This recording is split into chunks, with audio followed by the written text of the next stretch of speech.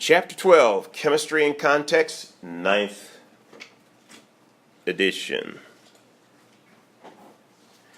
In this chapter, we will talk about how does a healthy body work. In talking about how a healthy body works, you'll get some indications of how an unhealthy body doesn't work quite as well. How do different types of medications work? And we'll talk about that. How does nuclear chemistry used as a medicinal tool or a medical tool? We'll talk about that. And how pharmaceuticals develop. All right, let's get going. Medicinal chemistry. Two very important definitions and a point of history to note. Pharmaceuticals, therapeutic substances intended to prevent, moderate, or cure illnesses. All three parts of that are important. Prevent, for example, vaccinations are used to prevent.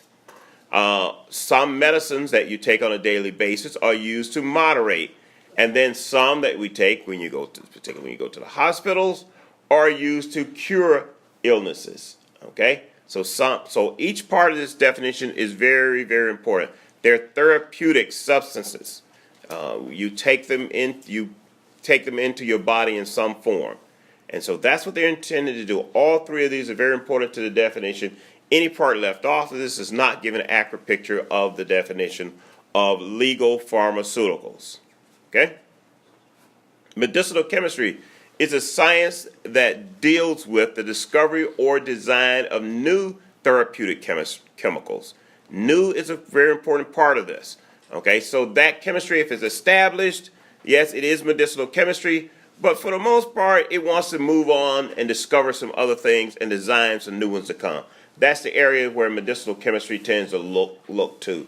Okay, if in many instances it may take an existing or old medication or old legal drug to do that, but its goal is discovery and design of new therapeutic chemicals and development of useful medicines. So in the end, it wants to do this. It wants the medicine to be useful. It just doesn't want a medicine just for the sake of inventing one or discovering one. For example, there are some patents that have more value than others, while others simply sit on the shelf because you wanted to make the inventions.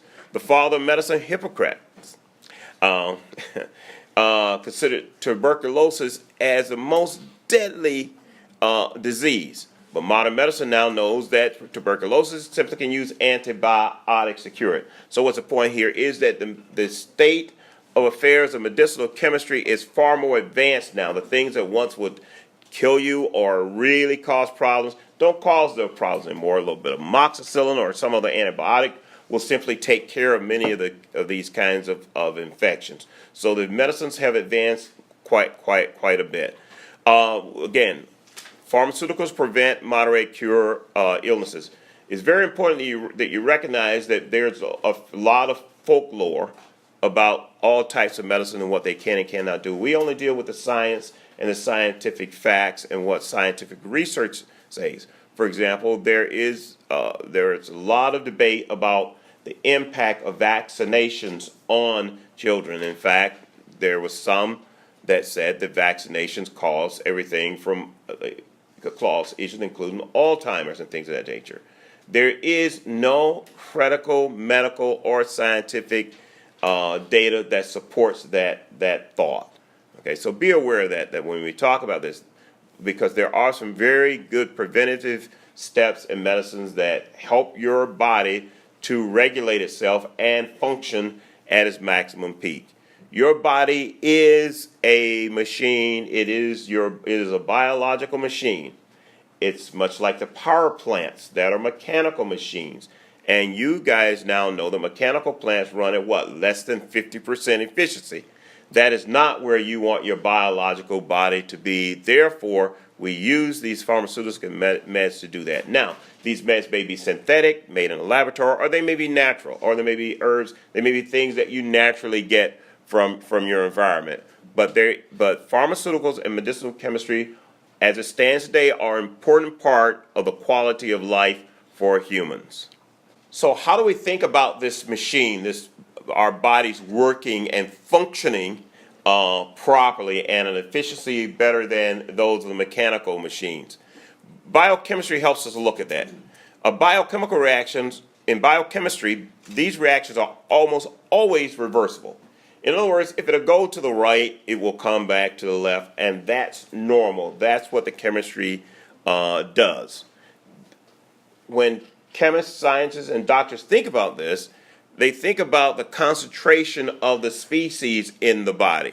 When the concentration of products and reactors are constant, the system is said to be at equilibrium, and that is a goal of medicinal chemistry. That is a goal of pharmaceuticals, to help your body to stay at equilibrium where it has its maximum functioning power.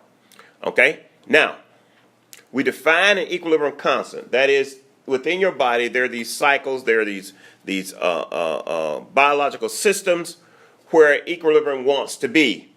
And we define that as the ratio, that equilibrium constant for that system or for that cycle, as the ratio of the products over the reactants, the products being B, the reactants being A.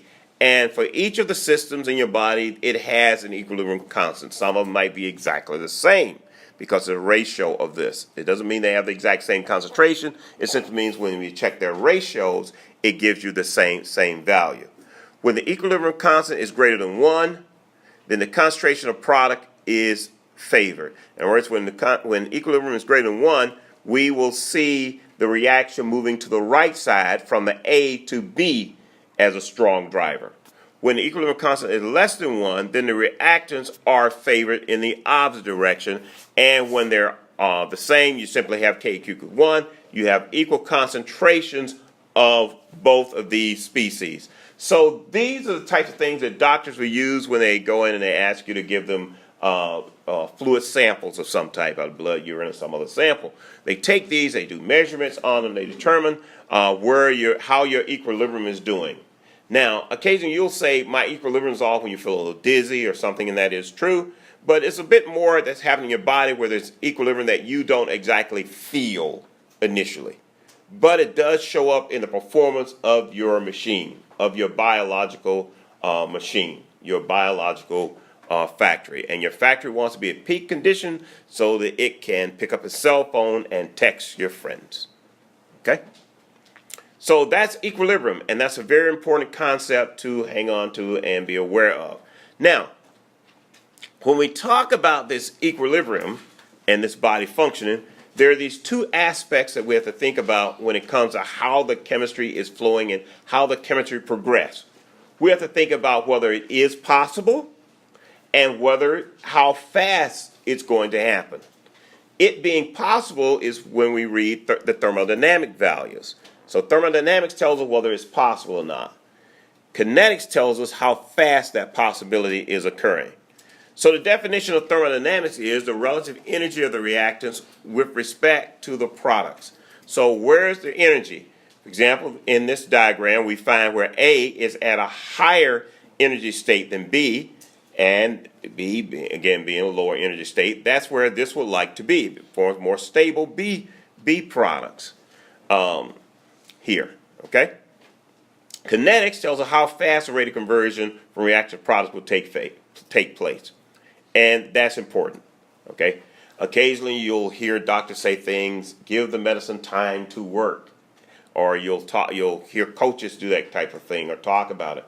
That occasionally is a matter of allowing the chemistry in your body to overcome whatever barriers, natural barriers there are, to getting it back into equilibrium. It can't get to equilibrium except it undergoes some type of chemical process. And some of those chemical processes are not as instantaneous as perhaps you needed at the time. So how do we deal with this? Well, if the energy barrier is very high, occasionally you won't get to the product you need. All right? And overcoming that barrier takes a long time if it's very high. But once it gets there, it's going to do its thing. It's going to go to its lower energy state. So that rate of how long it takes it to climb that hill and drop down the hill is where we look at the kinetics of it. So if it didn't have to climb quite as tall a hill, we could have it happen real fast. Well, in the body, there's a way to reduce the height of that heel, and that's through what we call catalysts. Catalysts in the body are enzymes. So your enzyme levels are very, very important to this barrier being overcome. So here we have the low barrier. This would be more of a this, and then we have the high barrier. The one on the left would be what enzymes would do. It has a lower barrier. So if you have two identical barriers and one is lower, we assume that one is catalyzed, right? And the one that's catalyzed is the one that has the enzymatic process. All right. So we have the enzyme here, lower barrier, higher barrier here with no enzymes. This is why the doctors also measure those types of things. They want to know what your enzyme levels are, and they'll talk about it. Say, well, your enzymes are. And you say, so who cares? Okay. Well, you care because your body, that cycle can't get over the barrier fast enough to do what it needs to do. So they change your meds, they get your enzymes working, and you're good to go. By the way, this lecture is not a lecture to sell meds. It may sound like it, that is not the case. But it is our goal to teach you how they function when you take them in your body. You get it? This is not selling meds. Okay, I do not work for the pharmaceutical companies. All right? But we want to make you aware of what happens and why the meds are used and how they function in the body. So there you have it. That's what enzymes do. Enzymes lower the activation energy required to go from reaction to products. And what that does is it affects the KEQ. Your products are B and this is A. So it affects your equilibrium. The enzyme levels has an impact on your equilibrium level. So it has an impact on the KEQ. It is not calculated into the KEQ, but how fast we get to the product or the reactant is influenced by the enzymes. You get it? Because it's catalyzed. All right? Because the KEQ is a set value. The concentration is a concentration regardless of the rate at which you get there. Okay? All right? Got that? The other thing that we're concerned with when we look at our body and how it balances and how we operate this well-tuned machine is what we call buffers. Buffers help us maintain a constant pH level. pH is very, very important in terms of your body equilibrium and the organisms within your body. Here, to keep the body equilibrium, we need to maintain a constant pH of tissues, blood, and interior components of our cells. So each of the internal components has a defined pH, and you can look those up. You can Google them. You can find exactly what they are. But that happens because of the buffer systems. Now, I'm going to explain to you what a buffer system is, then I'm going to walk through this, all right? What a buffer system is, it helps your body to maintain that pH. That's the bottom line. It is a concentration of weak acids, what's called conjugate acid, conjugate base, basically ionic species in the body that helps you to maintain your pH. That is the bottom line of a buffer. And the pH is important to the rest of your equilibrium, is important to your KEQ, which means important to how well your body functions. All right? So here, a buffer. What are buffers then? Buffers are a system that respond only gradually or slightly to external influence. In other words, you don't want your pH of your blood and your tissue fluids and your cellular fluids changing rapidly. You want them to stay right where they are. So as you eat certain foods and you do certain things or you exert yourself, you don't want them shifting once you sweat out some fluids and things of that nature. You want to stay right where it should be, and that's by a buffer system. In other words, that buffer basically buffers it from shifting. Okay. This author shows you this by using hydrochloric acid. Okay. Acids may be strong, and when they're strong, the dissociation reaction is not reversible. In other words, it goes all to one side. But buffers aren't quite like that. Okay? Acids may be weak, which indicates association reaction is reversible. So when they're weak, it's reversible. And that's what or in your body has buffer systems which are composed of weak acids. For those weak acids, and to show you an example here, hydrofluoric acid, there is a considerable amount of undissociated HF in it. Makes it what's called a conjugate base. So what a conjugate base is the base from the acid. Okay, it's the anion from the acid. The conjugate base reacts with conjugate acids, water, etc., and this is how the buffer is maintained. So conjugate acid has only one proton than the original reactant here in the water in the above reaction, and the conjugate base has fewer protons. And what does all this mean? What this means is that because of the chemistry of weak acids in your body is able to maintain the pH that's ideal for it to function. That is the take-home message from this slide. All right?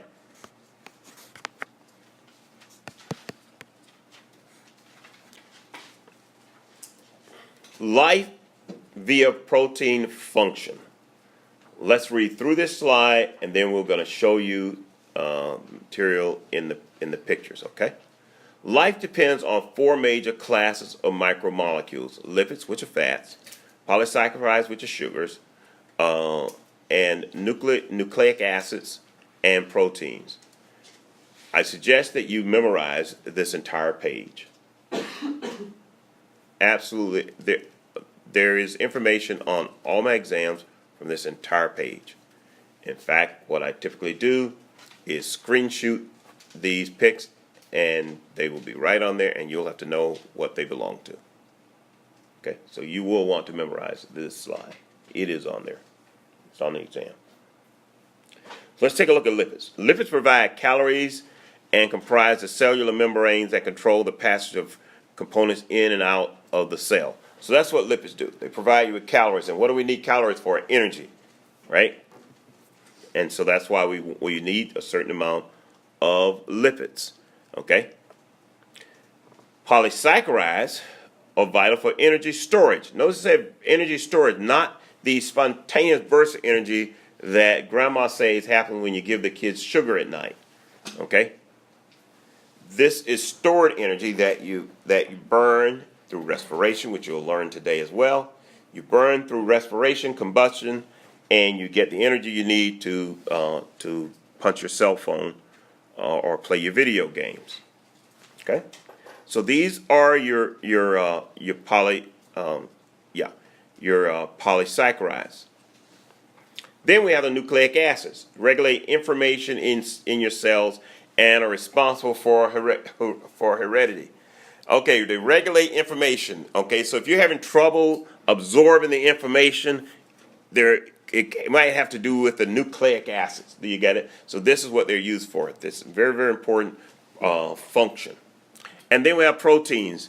Contribute to the structure of cells, guide chemical transformations, and form conduits for signals between systems. So that's what the proteins will do, and it's based upon their chemical composition. So here we have the carbohydrate shown here in this slide in blue, in this case lactose. So we have this, and this is where we would get these carbs of the polysaccharides, is where we get our stored energy. Then we have the proteins shown here in green. It helps us to transform species in the body, and there are conduits for signals between them. Here shown in purple or lavender, we have the nucleic acids, regulation of information, responsible for heredity, and we have the lipids, which in this case is a fatty acid, and we know in this case it is a monounsaturated fatty acid because it has one double bond. Poly would have at least two or more double bonds. And we know this is a fatty acid because it has a long chain hydrocarbon group, and it has for its head a carboxylic acid. Okay? So, again, these are essential for life. You will want to know about them. I said to you that your body is a biological power plant. Within a power plant, there's a burner, and that burner combusts fuel. And that fuel is coal or fossil or gasoline or kerosene or some of the other fossil fuel fragments. So we burn that fuel oil in the plant. And that fuel oil, if we run the plant well, sends out energy plus CO2 and water. When it doesn't burn well, it sends out carbon monoxide, water, and some other emissions and energy. In your body, you burn Snickers bars, Taco Bell, pizza, okay, and things of that nature. And you burn in your body, and you combust it through what process known as respiration. Okay, respiration. Respiration produces as its byproduct carbon dioxide and water. That means your body is doing its job. It is combusting really well. Okay, so the body uses glucose, a simple monosaccharide sugar, as a universal fuel across cells and tissues. It needs the sugar. It needs it so that it can burn. That's how it operates. Okay. The combustion of glucose occurs by respiration. Respiration is combustion, is biological combustion.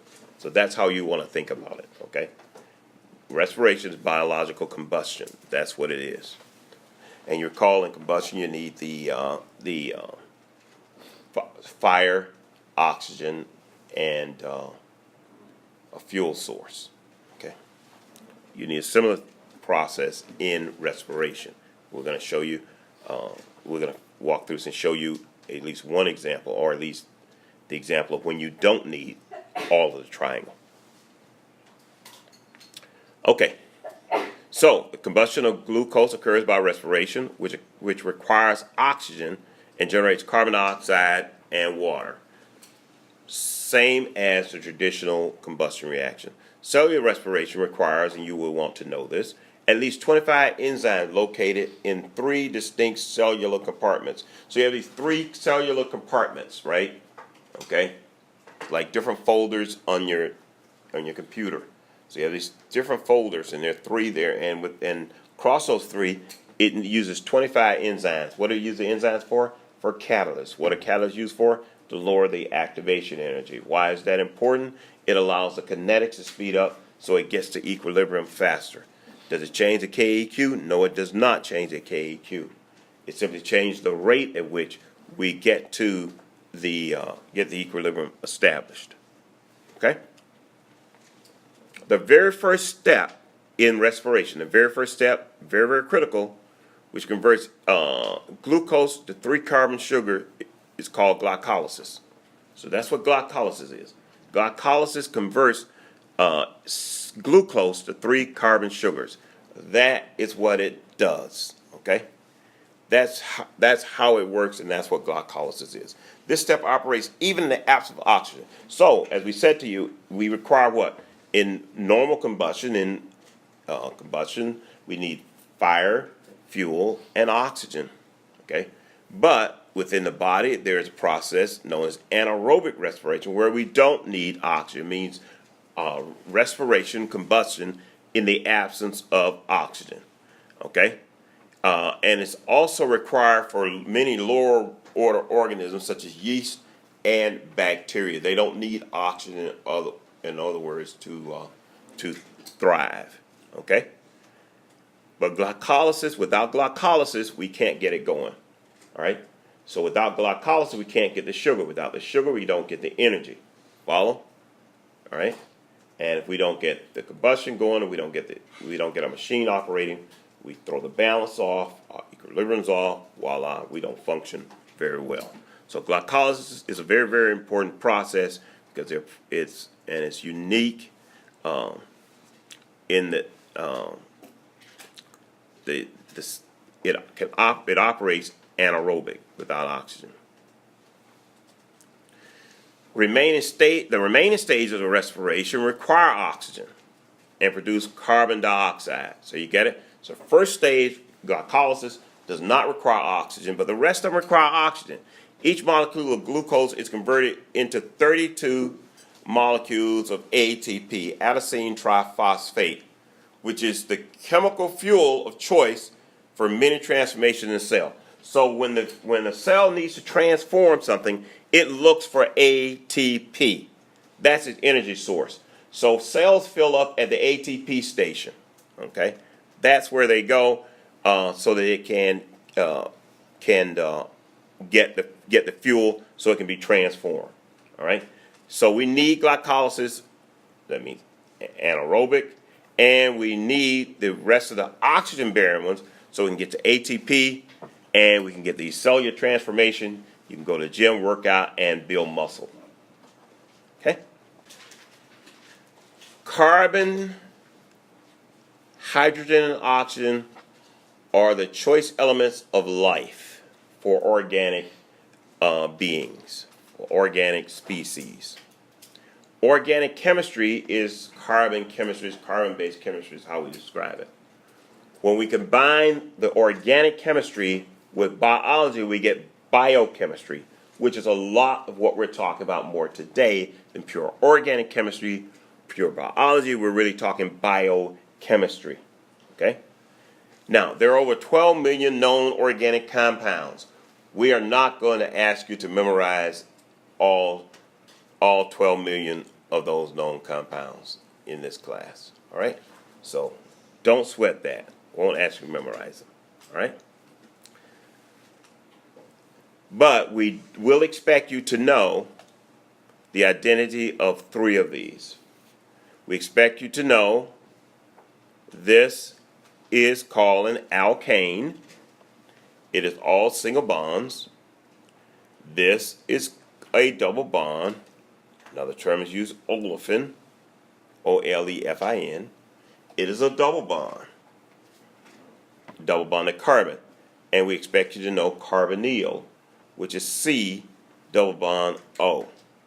Because these are the species that you see. This is in your unsaturated fats. This is the backbone of the saturated and unsaturated fats. And this carbonyl is the head part of your fatty acids and lipids. So we expect you to know that. But why carbon? Carbon has a remarkable ability to bond in multiple ways. That's what this author says. Clearly he's taken an organic chemistry bias. I am an organic chemist. I have share that same bias. But the real reason why carbon is used is because that's what life dealt us. By whatever way you believe life got here. Through photosynthesis, we know that organic matter took shape. That's why we care about organic and carbon chemistry. Okay, this is not a laboratory experiment that someone said, I'll create something in the laboratory and we're going to use carbon for it. Life dealt that to us. We're stuck with it. You're stuck being carbon, hydrogen, and oxygen. So it's dealt to you. You follow? These are the elements of choice for nature and life. All right? Now, these organic species, organic compounds, can exist in what we call isomers. Isomers are a molecule with the same chemical formula, meaning the same number and kinds of atoms, but different structures and properties. For example, you can have butane in this example, or isobutane. It means you have 4 carbons, same number of hydrogens, but they're arranged differently. That's called an isomer. So we have the same number of carbons and everything else is equal, but they're arranged differently. We call those isomers. Okay? There are various representations of molecules, such as structural formulas, line, angle drawings, ball and stick, space, etc. This depends on how the chemists want to talk about it. And so this author shows you these 3 different depictions of it. But at the end of the day, we have molecular structure. Now, why is it important? Molecular structure is important because that's how medicines and drugs interact in the body, through their molecular structure. And you're going to learn that in this chapter. A particularly interesting compound is benzene. And we show you that here. Benzene is C6H6. It has 6 carbons and 6 hydrogens, and it has 3 double bonds, which means it has 6 electrons. And these electrons don't just sit on one side of the ring, they sit on the other side at the same time, and therefore we draw it as this form here.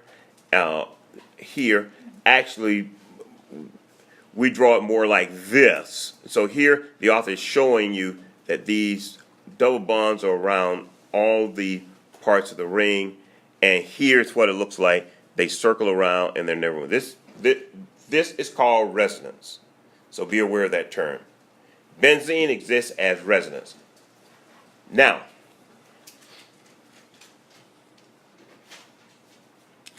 okay, so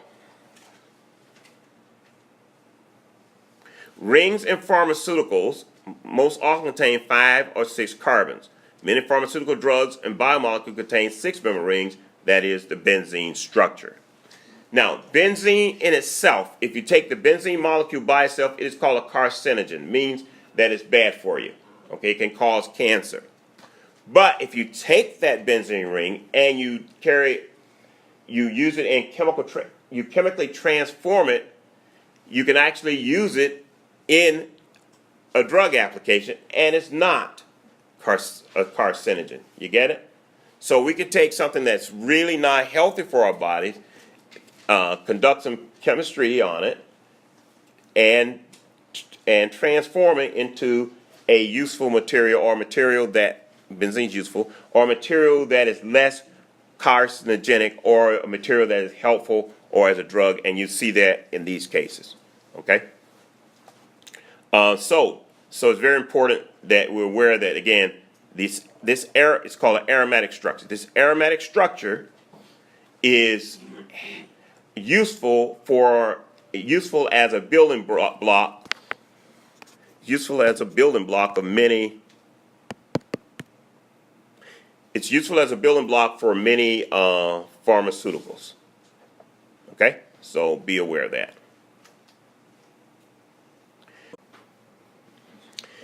In the field of organic chemistry,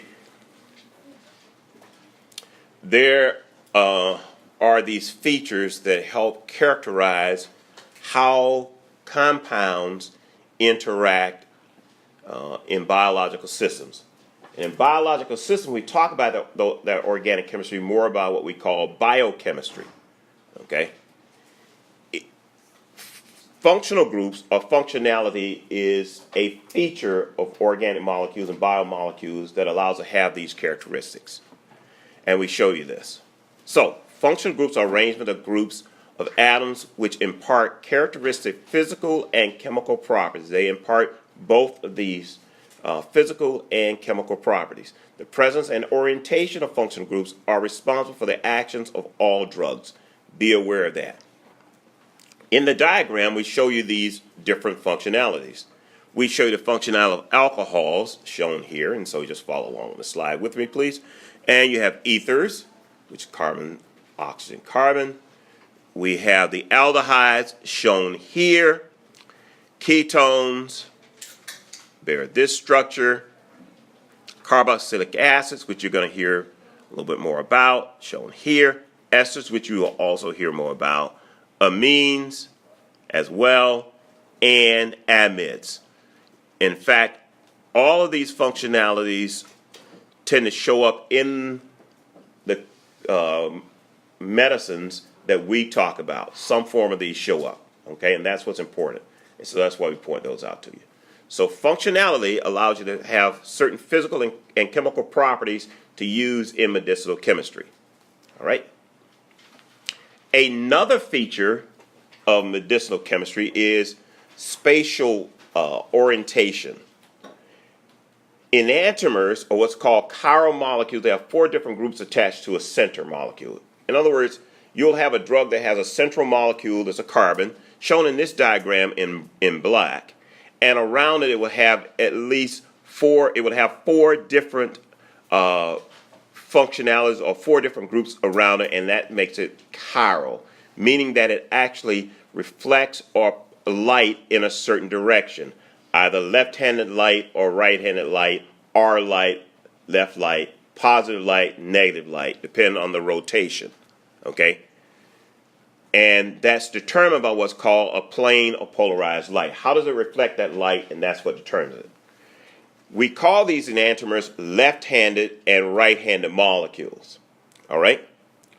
So, but enantiomers have identical physical properties, but they don't have or don't always have identical chemical properties, which means that the left-handed may respond in the body one way and the right hand responds in the body another way. If we have a mixture of left-handed and right-handed, then we call them plus minus racemics. So a racemic mixture is an equal mixture of the plus and minus, D and L, RS, left-handed, right-handed. When you look at your left and your right hand, they are non-superimposable. Non-superimposable means that you can't put the left glove on the right hand. You get it?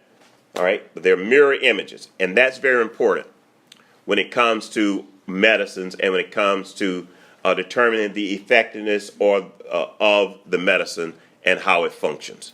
So the physical properties are the same, but the chemical properties and their affinity for certain sites in the body will be different. That affinity for different sites in the body is often referred to as enantiomeric binding, meaning that these enantiomers, these left-handed, right-handed, these non-superimposable mirror images, these plus, minus, D, L, R, S, these materials, okay, will bind to what's called an asymmetric binding site, as shown here, differently depending on whether they're plus, minus, right-handed, left-handed. All right? So, in other words, the body can tell enantiomers apart. So two enantiomers will bind to a receptor site very differently and will therefore have different actions in the human body, all right, because they are left-handed and right-handed. One enantiomer fits a receptor site while the other does not. The molecule on the right will have possibly no effect on the human body because it does not fit well within the asymmetric binding site. The asymmetric binding site simply means that it has a mirror image that best fits into it. Does everyone understand that? That's what asymmetric binding is. Okay? However, some racemic mixtures are used in medicines even though one is more effective. And why do they do that? They do that because of cost, and sometimes you can't separate them. And the other one you would simply be eliminated from the body. It has no real major effect upon the body. All right? So we have, on the left side, we have this chiral molecule. Chiral because, again, it rotates light a certain way, plus minus, DL. Okay? And this binds perfectly to this asymmetric site. And in doing so, okay, it gives you more potency in the medicine. So this would be the medicine of choice and this would not be. Although this medicine possibly might have some effect, but for the most part it's minor and it just basically follows throughout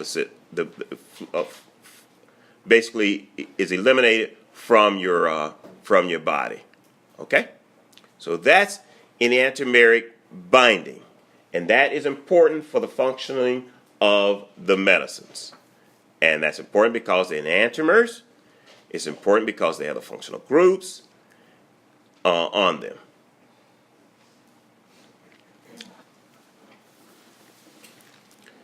Within the body, we have these very specific molecules called hormones.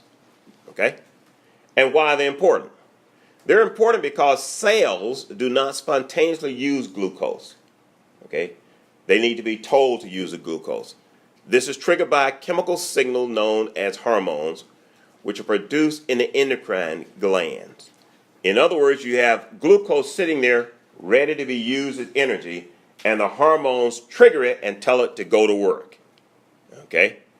And we know that glucose is what combusts in the body, in the body. And the first step in combustion in the body is called glycolysis. All right? But the hormones have to tell it to start to carry out that process. And that's very important. So hormones are your messengers. Okay? They talk to you and they tell the body what to do. All right? Now, hormones have a wide range of functions and diverse chemical composition and structure. So there's a number of hormones, and depending on what they are. And you're going to learn a few of those hormones in Chem 102B.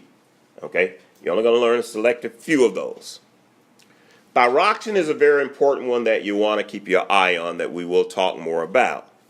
Thyroxine is a hormone secreted by the thyroid gland, which is essential for regulating metabolism.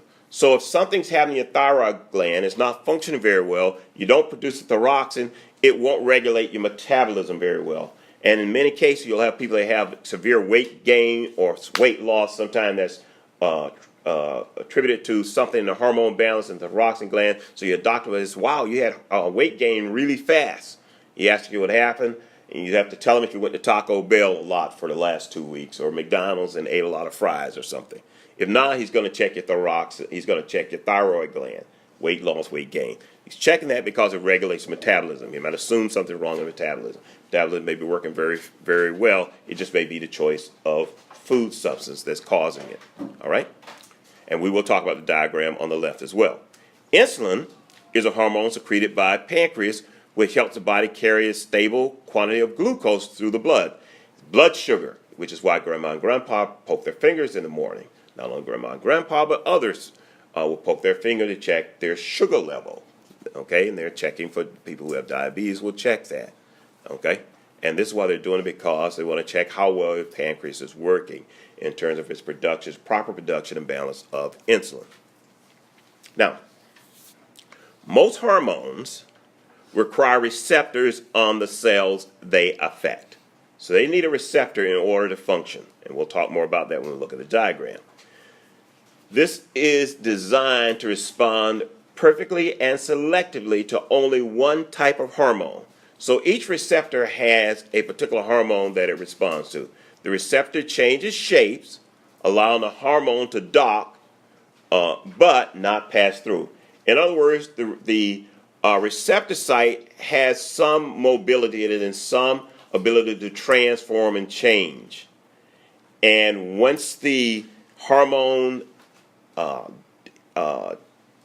interacts with the surface, it adjusts its surface conformation and shape to accept the hormone and then send the signal. So the receptor changes in shape, allowing the hormone to dock but not pass, while still permitting information to be transmitted through the cellular membrane. So we show you on the left side in the diagram here an example of hormone.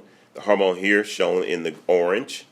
And so these hormones are transmitted, goes into the bloodstream here, and they look for the docking station. The docking station adjusts, collects it, holds it, and it sends its pulse into the cellular membrane, and it tells you to feel good, not feel good, be excited, etc., etc. It tells you all these things to do. So hormones are messengers in the body. That is the bottom line for hormones. Okay? All right? So hormone balance is very, very important in the body.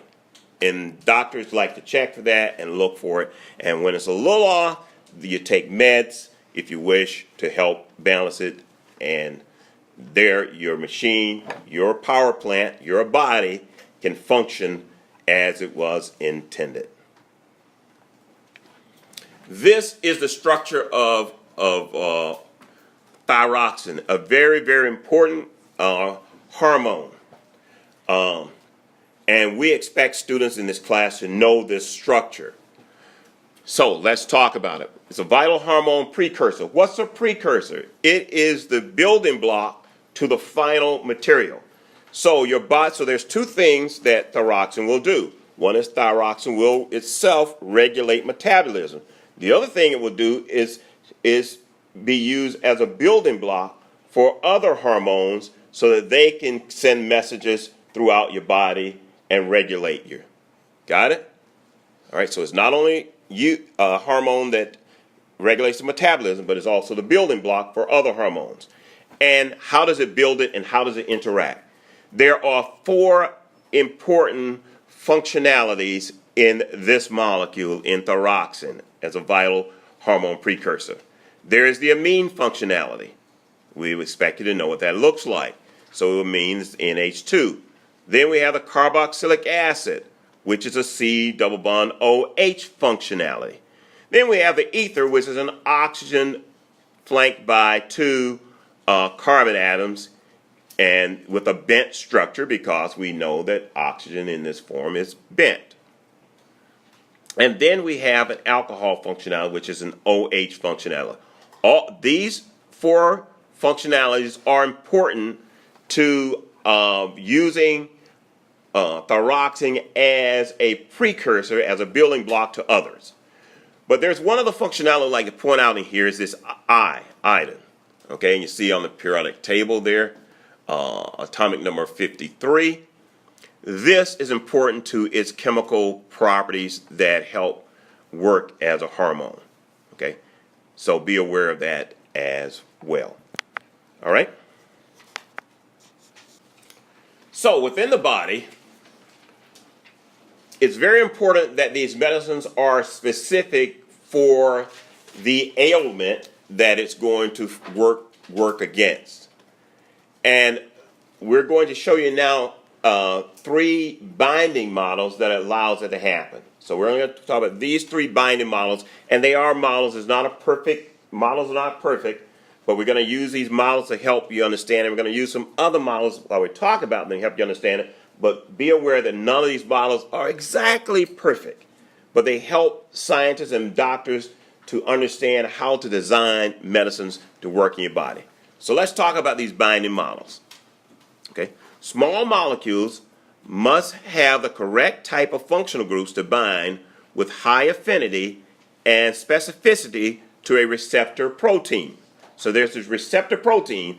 In order for this medicine or this small molecule, medicines are typically small molecules, in order for them to bind, it has to be very specific for that receptor protein. All right? Or within an enzymatic site. So there is this enzyme. So it's either the protein or the enzyme, and it has to have the right shape and the right functionality in order to bind and carry out its function. So the 3 models described here are the possible binding modes that we think about. Again, they're the possible ones, and they help us to understand it. The first one is a lock and key. The exact shape of both molecules are set before binding occurs. In other words, they develop a lock, as some doors still have a key lock, or some vehicles still have key locks, where it's already designed and the key is designed to fit. And when it fits, you turn the ignition or you turn the door and you can enter. That's the first one we show you here. This is set. This is how it is. It's rigid in that, and the medicine is rigid, and it asymmetrically binds to that exact space, and it turns a lock, and the medicine works.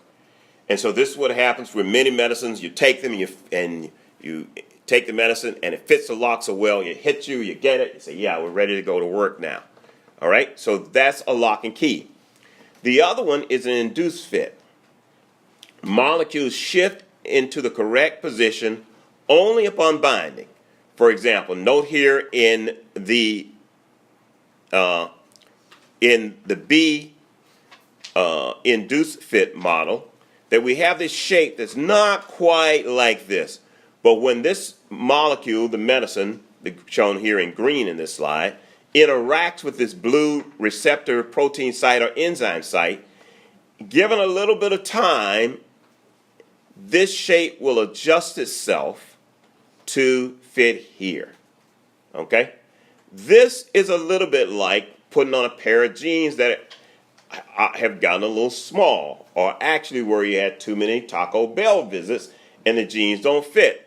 And so you put the jeans on and you pull at them and you tug a little bit, and you shake and you shake and you keep pulling at the jeans, and they finally reach a certain point. You push it over a little bit and you snap it. so that it fits. Drugs do that. And so that's why sometimes they say give the medicine time to work. Okay? Because it could be the model that the medicine is working on. Okay?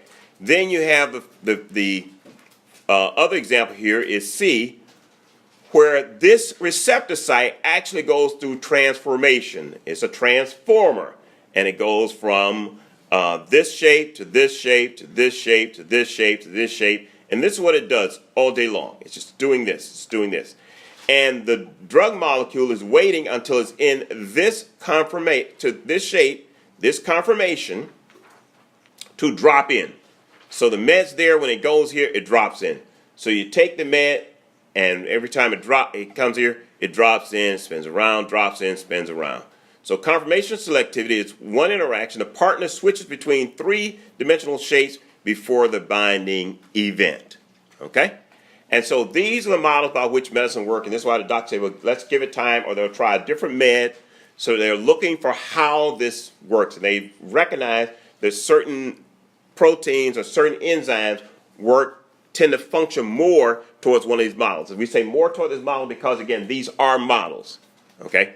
And certain meds are designed to fit these models, okay?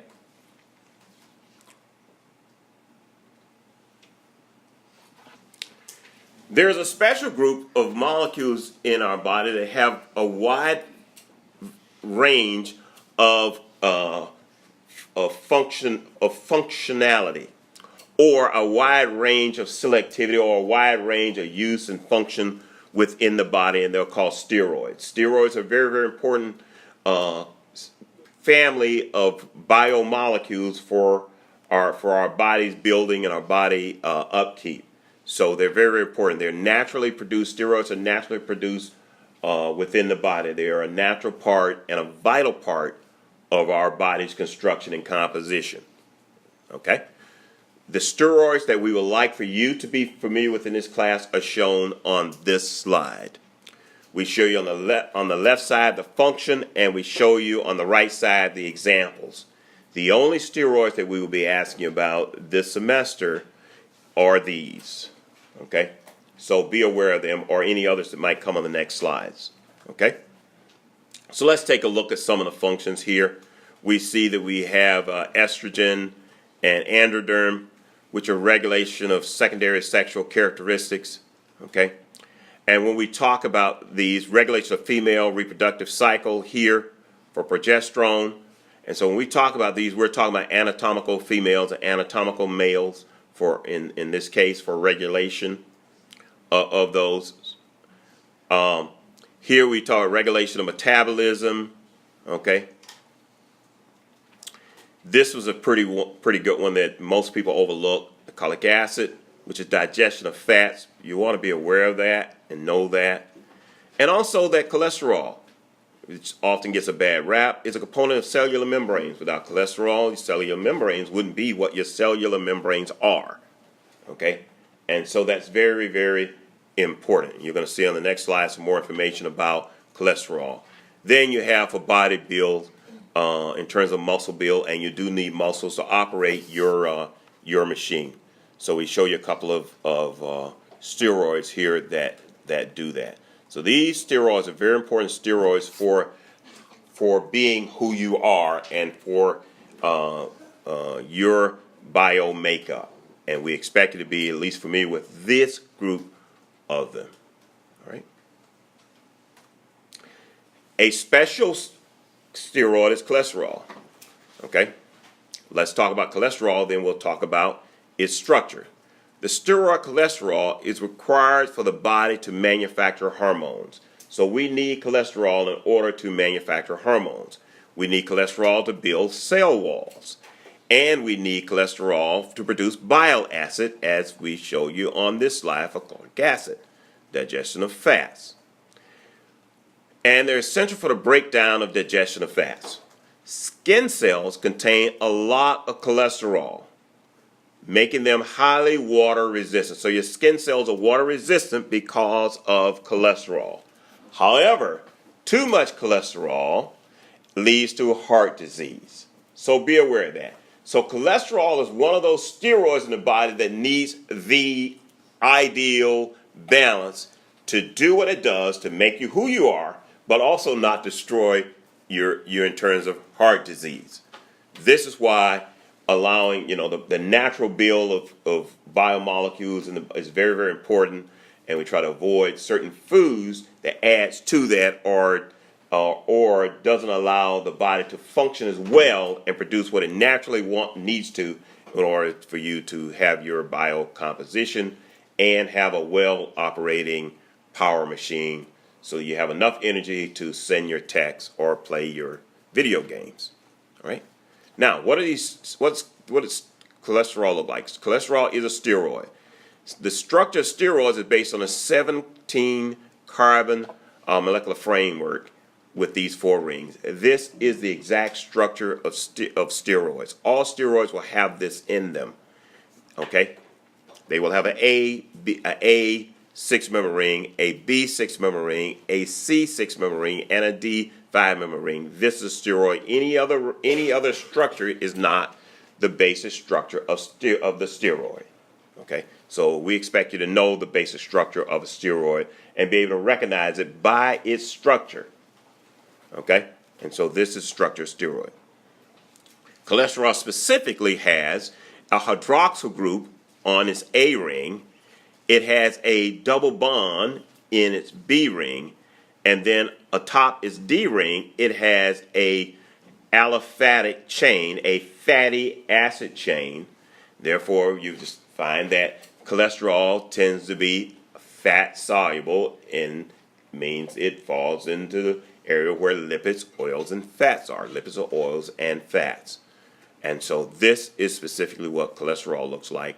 But we want to make sure that you're aware that this is a steroid, and this is the steroid structure.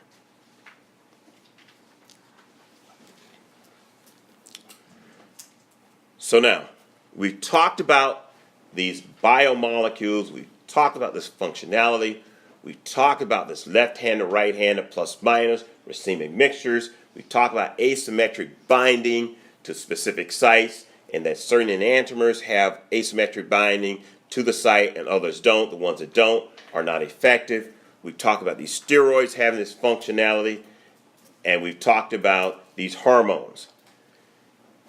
Let's turn our attention now to pain relief, and that's what you're going to learn now, okay? The very first pain relief came to a laboratory in 1760, but it existed prior to that when the indigenous people would chew the barks and chew certain leaves, and some really creative people kind of observed that when they did this, it was really good. It had medicinal purposes, and they said, wait a minute, why don't we just find out exactly how this thing is working? And that's what they did. They observed the indigenous people taking these medicines, and they went into their laboratory, they extracted it, and they made a discovery.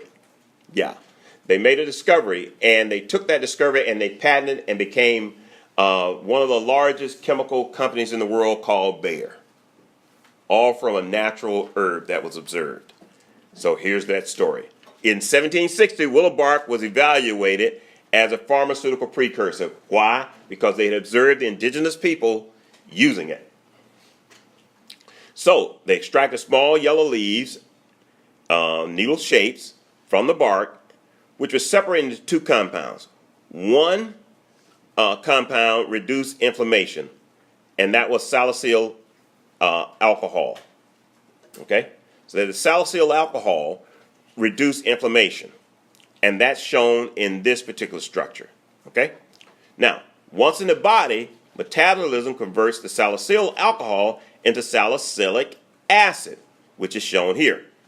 So we have this is what's in the bark, but when you chew it and eat it, it goes into the body and it's derivatized, actually oxidized, to this salicylic acid, which is the active ingredient in reducing the inflammation. But this was widely used to treat pain, fever, and inflammation, but had a very unpleasant taste and stomach irritation. Therefore, Bayer said, we believe that the irritation is this alcohol, actually a phenolic structure, and they derivatized this with acetic acid and developed acetylsalicylic acid, which is otherwise known as aspirin, which is otherwise known as Bayer aspirin. So this is the story of Bayer aspirin, which is still the leading producer of aspirin in the world. They produce a lot of aspirin. Okay. So that's shown on this slide. So where do we get aspirin from? Neutralization of the carboxylic acid group and salicylic acid with a base resulting in a salt that had fewer side effects and improved its water solubility and shelf life. So it was more stable, it was more water soluble. It means people could dissolve it and they could drink it if they wanted to. So taking the medicine, because originally it wasn't in a tablet form, it was actually in a powder. So people would just put it in the water and they would drink it that way. So many things are in tablet form now, once in powder form. If you want to have some kicks and grins, Google BC powder. Okay, you will get a kick out of those commercials. Okay, so this is what they did. So they derivatized it, made it more soluble. However, further modifications of the chemical structure were sought to remove the most side effect, which was nauseous. People could take it and it worked on the inflammation. And it helped them to feel better in terms of pain, but they were nausea, caused stomach irritation. So the reaction of salicylic acid and acetic acid resulted in acetylsalicylic acid, which was given the trade name aspirin. This molecule contains an ester functionality. Of course, an ester eliminates water, and this is Bayer's product. This is patented by Bayer. And this is used as a pain reliever and works against inflammation and also is a blood thinner. How does it compare to others? These are the other pain killers that we'd like for you to be familiar with in this class. We have aspirin, which is Bayer's product, shown in this structure. Then we have ibuprofen, which is trade name Advil. And then we have acetaminophen, which is trade name Tylenol. These are perhaps the three leading painkillers by their chemistry and by their trade names used around the world. So if we look at the functionality here, we note we have in the center here this benzene ring. Recall we talked about the benzene ring. This is an aromatic ring with 6 pi electrons that don't stay put in any one place. They go around and around, and that's why we draw the circle. So they're constantly in resonance, meaning they're not in one location, they're in all locations. They move around the ring. Note here that this functionality is a carboxylic acid. For ibuprofen to be patentable and have some unique properties, a group was inserted here, which moved the acid group here, which makes it less acidic than the Bayer aspirin. They also, in ibuprofen, added a hydrophobic tail, which made ibuprofen more fat soluble. Where inflammation is in your body, you need the drug to go through be fat soluble, okay?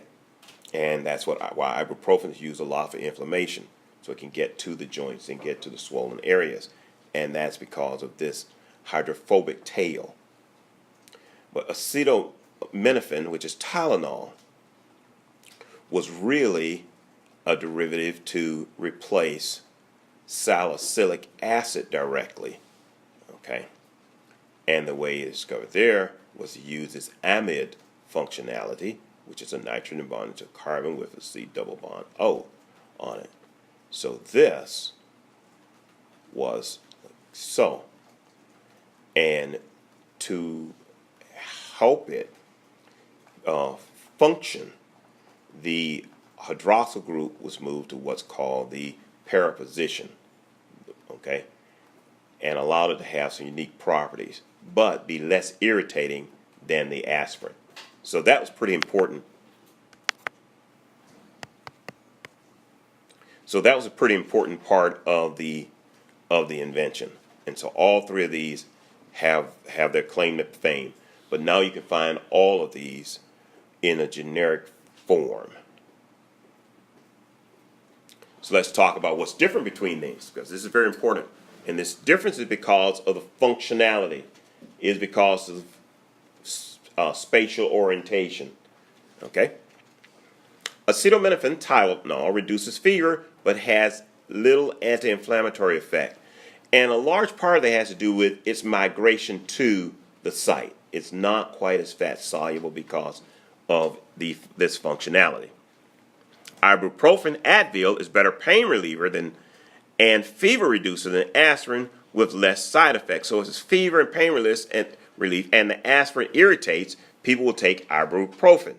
Ibuprofen also is more lipid soluble than aspirin, and also more lipid soluble than Tylenol, actually.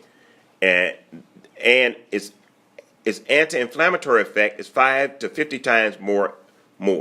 And so a lot of athletes take ibuprofen a lot because they're out beating around and getting inflamed. So if you suspect you've been beating around in boxing or falling on the ground or doing karate, those people tend to take the ibuprofen over acetaminophen. But there's just pain relief from running around. It might be here. This is not medical advice we're giving you, but this is what tends to happen.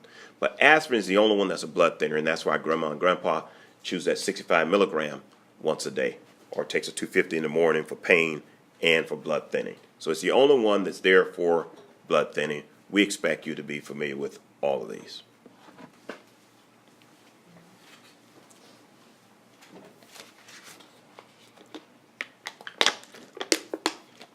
These pain relievers were not the earliest medicines produced. One of the earliest medicines produced was basically an antibiotic, what was fights against bacteria, and it was penicillin, and it's a sulfur drug. And that is the entire story for this slide. That the first sulfur drug developed was penicillin, and it works against bacteria. We expect you to at least know that historical fact. And it's still used today to treat bacteria and used in areas where antibiotics are needed. Okay, so antibiotics tend to go after bacteria and things of that nature. Okay, so be familiar with penicillin as the grandfather of sulfur drugs.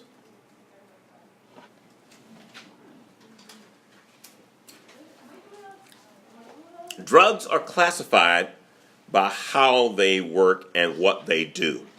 Okay? And these are the two very broad categories for drugs. Drugs being legal medicines. And actually for any type of drug, actually. But we're only talking about those that have medicinal purposes. So here are two categories. One category is this: those that cause a physiological response in the body. That has caused some change, cause you to feel better, reduces pain, inflammation. That would be example would be aspirin, anti-cancer drugs, and morphine. So these are all examples that respond physiological. All right? So you put it in, you take it, and you feel better. Okay? The other one is those that kill foreign invading organisms, antibiotics, the sulfur drugs, and antifungal agents. So this would be things like Neosporin would be an example of this, and some of the other antibiotics and antifungal medicines that you take. All right, these are creams and ointments that you put on rashes in many cases, on ringworms and things of that nature. So what are the two broad categories? One, physiological response. Two, kills a foreign invading organism, and we expect you to be familiar with those.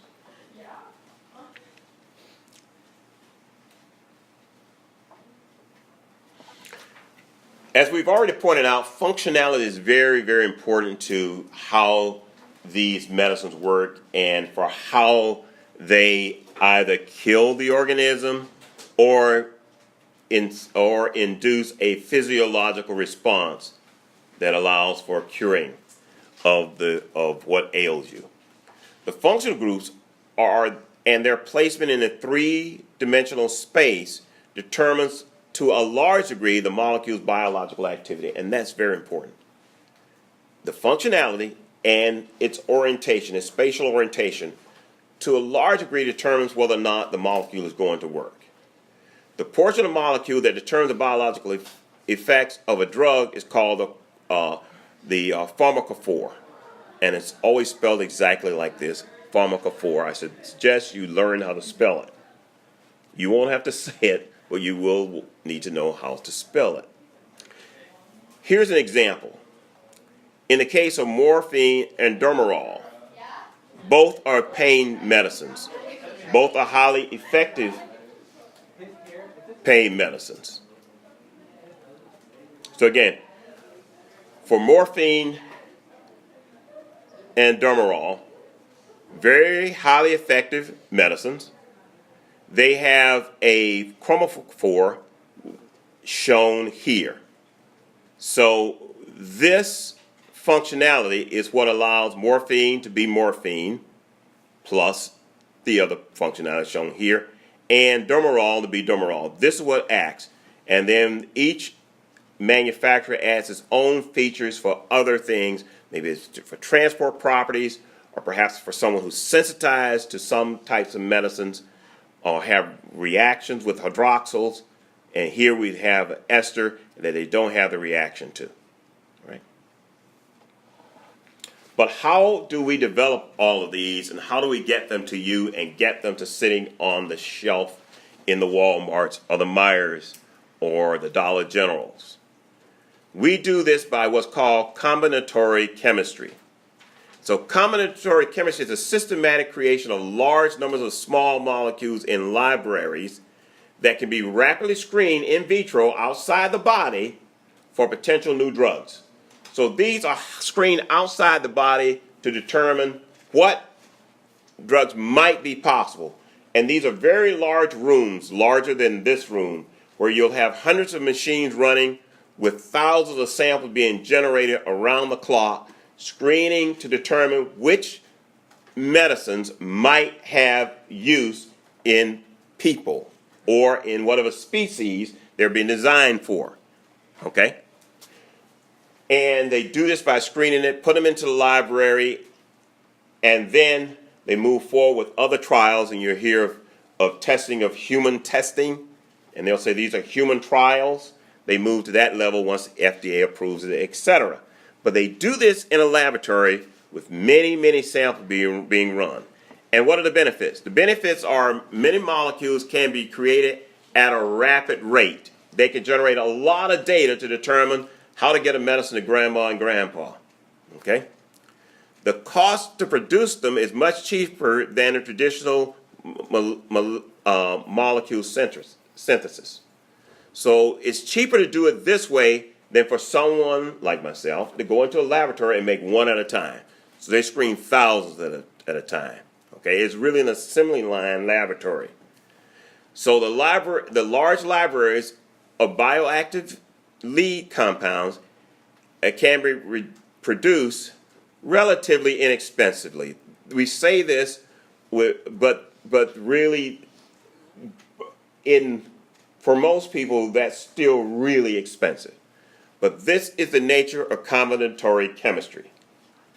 Now, one more thing I would like to point out to you. The original manufacturers of most drugs manufactured these with patents. So that is one aspect of the cost. The other aspect of the cost is the research that went into it. The research that goes into it involves combinatory chemistry and paying people like myself that want to be paid, want to be overpaid for doing the work. Okay? That's another part of cost. And then you have the centers that are doing the research want to be paid, overpaid for housing where this fine research is done. And in the patent area, we have not only the patent fees to pay, but you have the extremely overpaid lawyers, I apologize to any lawyers in the room, who want to be paid as well. So these are the costs of maintaining that. That's why the brand brand products in medicine cost more than the generics, because all that work goes into the original manufacturers, the original patent holders, the original inventors. They do all the work. Then there are FDA trials, which cost millions of dollars. So this whole process is billions of dollars to get there to one drug. It costs certainly millions, and some specific drugs can cost billions to get there. But once it's there and it's been developed, a template and a roadmap is set. It's already approved by the FDA. It's already goes. So what the generic companies are doing, they're sitting waiting on the clock. They're waiting for that patent, which typically could be at 15 years. So as soon as that's invented, this one company will own it for 15 years. But they're sitting on the clock. They start to set up their manufacturing processes to make the same drug, okay, because they don't have to pay for any of those upfront costs. They know exactly what they have to make. They know exactly what's, because all this stuff is on some registry somewhere. They may not know the and patents are published, okay, so you have a good idea of what's happening and how to get there. And so when it comes off patent, or comes off trade, or comes off whatever legal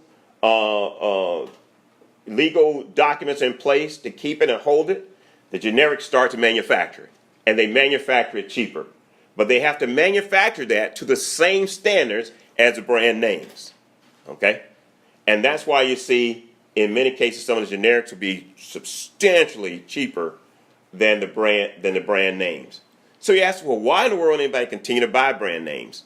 Well, because people trust the brands they buy, okay? And they get used to that, and the brand names are still there. They're highly marketed. This is not a story against brand or for brand or generic. But all medicines have to meet the same requirements. If you read the labels on brand names and non-brand names, you'll notice that the active ingredients are the same. The inactive ingredients will be different because many times the way that they're allowed to compound that or make it are different. For example, the brand name may own trade rights to compound it with these ingredients.